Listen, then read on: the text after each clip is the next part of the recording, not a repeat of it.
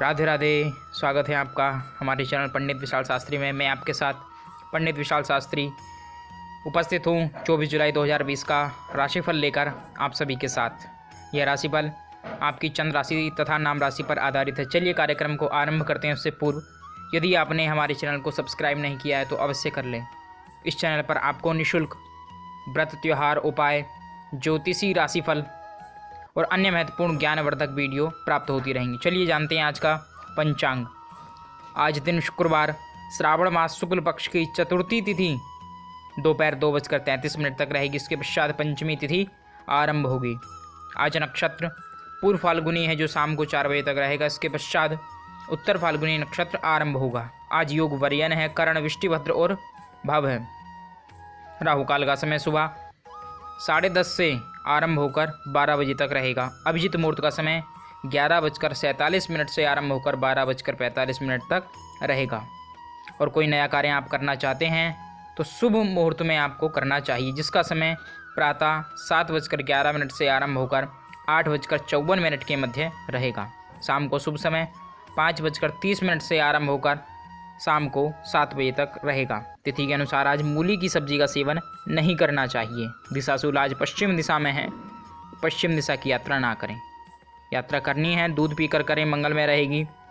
और आज जिनका जन्मदिन है, मैरिज एनिवर्सरी है, उनको बहुत बहुत हार्दिक शुभकामनाएं। आपके लिए उपाय, आज आप भगवान शिव के मंदिर जाकर शिवलिंग के ऊपर दूध समर्पित करें। आने वाला समय मंगलमय भाग्योदय कारक रहेगा। सज्जनों, आज विशेष उपाय में चर्चा करेंगे 2020 में नाग पंचमी कब है, पूजन का शुभ मुहूर्त क्या रहेगा, किस प्रकार से हमें पूजन करना चाहिए जिससे हमें पूर्ण फल और पूर्ण भगवान शिव की कृपा प्राप्त हो सके, नाग देवता की कृपा प्राप्त हो सके। क्या है नाग पंचमी की कथा जिसको सुनने से अक्षय पुण्य की प्राप्ति होती है, ये सब जानेंगे राशिफल के पश्चात। तो चलिए आरंभ करते हैं राशिफल।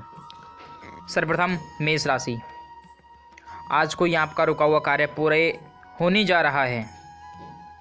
अगर कोई कार्य पहले से रुका हुआ था आज पूरा हो जाएगा और आपको हर क्षेत्र में सफलता प्राप्त होगी। धन लाभ भी होने वाला है। शुभ अंक 3, शुभ रंग सफेद। वृषभ राशि। आज योग आप अवश्य करें। अपने मन को एकाग्र करें, चित्त को एकाग्र करें और कोई भी कार्य आप करते हैं तो क्रोध ना करें, इससे आपका कार्य बिगड़ सकता है। शुभ अंक 3, शुभ रंग हरा। मिथुन राशि। आज कार्य क्षेत्र में आपको सहयोग प्राप्त होने वाला है मित्रों का, जिससे आपको भविष्य में धन लाभ की प्राप्ति होगी। शुभ अंक 1, शुभ रंग महरून। कर्क राशि। आज आपको वाणी से हर कार्य सिद्ध होते हुए दिखाई देगा, अर्थात आप अपने व्यवहार से आज अपना कार्य सिद्ध कर लेंगे और अत्यधिक उत्साही ना रहें, अन्यथा कार्य बिगड़ सकता है। शुभ अंक 3, शुभ रंग पिंक। सिंह राशि। आज सावधानी से प्रत्येक कार्य को आपको पूरा करना चाहिए। धैर्य की कमी हो सकती है, अतः धैर्य अवश्य धारण करें। शुभ अंक 9, शुभ रंग पीला। कन्या राशि। आज दिन बड़ा आपका आनंदमय रहेगा।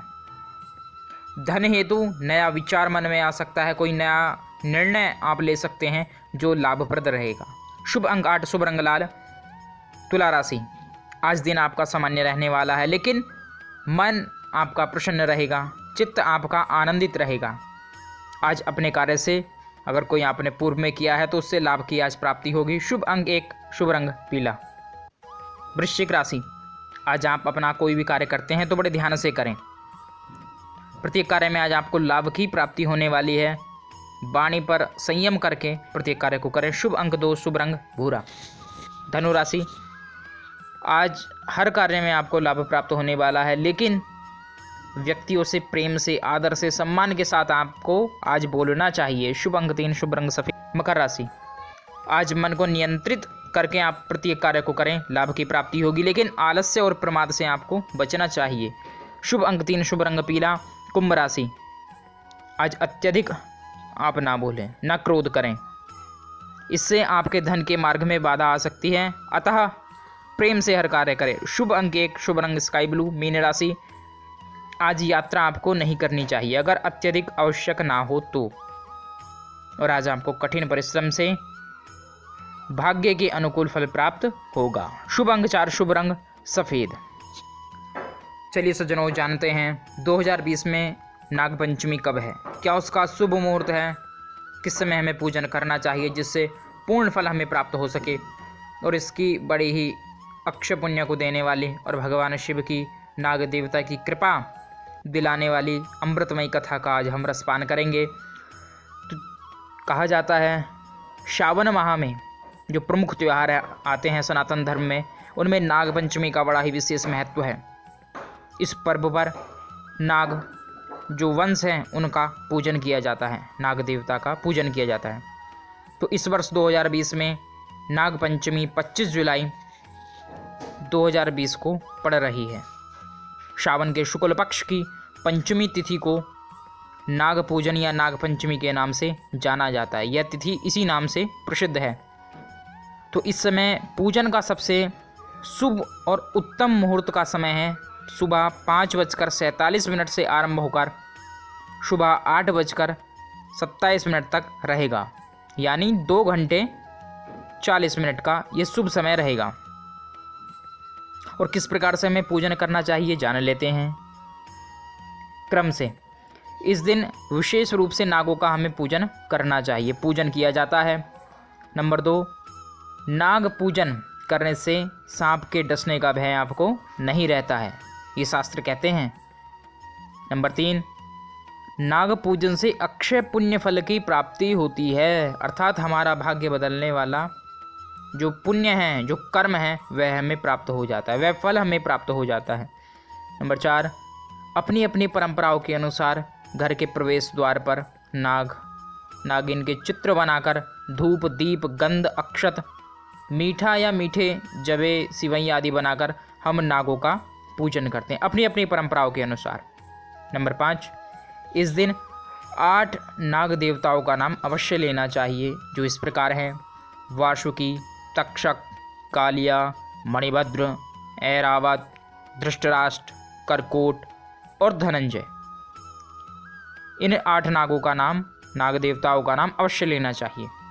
नंबर 6, नाग पूजन से लक्ष्मी की प्राप्ति होती है, मान सम्मान में वृद्धि होती है, भगवान शिव की कृपा प्राप्ति होती तथा अगर कहीं गुप्त धन है, अगर नाग देवता प्रसन्न हो गए तो वह आपको प्राप्त हो जाएगा। नंबर 7, नाग के चित्र या मिट्टी के नाग नागिन बनाकर या किसी धातु के हैं तो उनका पूजन करते हैं। अगर मिट्टी के आपने बनाए हैं तो उसका विसर्जन किया जाता है। नंबर 8, पूजन में आपको दूध, घी, चीनी, हल्दी, कोयला, रोली, चावल, फूल आदि का अवश्य प्रयोग करना चाहिए। नंबर 9, इस दिन कालसर्प दोष का पूजन करने से, अर्थात नाग देवताओं का हम पूजन करते हैं तो जो कुंडली में कालसर्प दोष आदि होते हैं वह सभी दूर हो जाते हैं, क्योंकि इस समय राहु और केतु को शांत करने के लिए सबसे उत्तम, सबसे शुभ और सबसे प्रभावी समय माना जाता है नाग पंचमी का। तो ये तो रही पूजन की विधि, और अब जानते हैं इसकी कथा। वेद पुराण आदि के अनुसार ब्रह्मा जी के पुत्र ऋषि कश्यप की 4 पत्नियां थीं। मान्यता है कि उनकी प्रथम पत्नी से देवता, दूसरी से गरुण और तीसरी से नाग, चौथी से दैत्य उत्पन्न हुए थे। जो उनकी तीसरी पत्नी थी कद्रू, इनसे तल्लुक नागवंश आरंभ हुआ है, इनसे आगे बढ़ा है। पुराणों के अनुसार नाग 2 प्रकार के कहे गए हैं, एक तो दिव्य और दूसरे भौम। तो दिव्य कौन सी प्रजाति है? दिव्य सर्प वह हैं जो वासुकी हैं, तक्षक आदि हैं, जो अत्यधिक बलवान हैं, तेजस्वी हैं और देव तत्व से परिपूर्ण हैं। कहा जाता है, आपने सभी ने सुना है कि शेषनाग जी के फन पर ये पृथ्वी का सारा भार रखा हुआ है। तो वह नाग हैं दिव्य नाग। और भौम नाग जो पृथ्वी पर उत्पन्न हुए हैं और हम सबके आम जनमानस के सम्मुख रहते हैं, आसपास हमें दिखाई दे जाते हैं, वह है भौम सर्प। तो इनकी जो संख्या मानी गई है 80 इनके कुल बताए गए हैं शास्त्रों के अनुसार। इनमें 8 नाग प्रधान हैं। अनंत, कुलिक जो हैं ये ब्राह्मण प्रजाति में आते हैं, वासुकी, शंखपाली क्षत्रिय में आते हैं, तक्षक और महापद्म ये वैश्य में आते हैं और परम पद्म और कर्कोट ये शूद्र जाति के बताए जाते हैं। पौराणिक कथा के अनुसार अर्जुन के पौत्र और परीक्षित के पुत्र जन्मेजय ने अपने पिता की मृत्यु का बदला लेने के लिए नाग विनाशक यज्ञ आरंभ किया। जब हजारों नाग मरने लगे, समाप्त होने लगे, तब ऋषि जरत्कारु के पुत्र आस्तिक ने उस यज्ञ को रोका, बंद कराया। फिर उसी दिन से हमारे एक परंपरा आरंभ हो गई नागों की रक्षा के लिए। दिन क्या था? सावन माह का शुक्ल पक्ष चल रहा था और तिथि थी पंचमी, अर्थात यही नाग पंचमी। नागों की रक्षा के लिए इस पंचमी तिथि से पूजन आरंभ हुआ। यह है कथा। तो ऐसे ही ज्ञानवर्धक आप वीडियो देखते रहिए, चैनल को सब्सक्राइब कर लीजिए और अपना ध्यान रखिए, अपनों का ध्यान रखिए, आनंदित रहिए, प्रसन्न रहिए, खुश रहिए। जय जय श्री राधे श्याम। हर हर महादेव।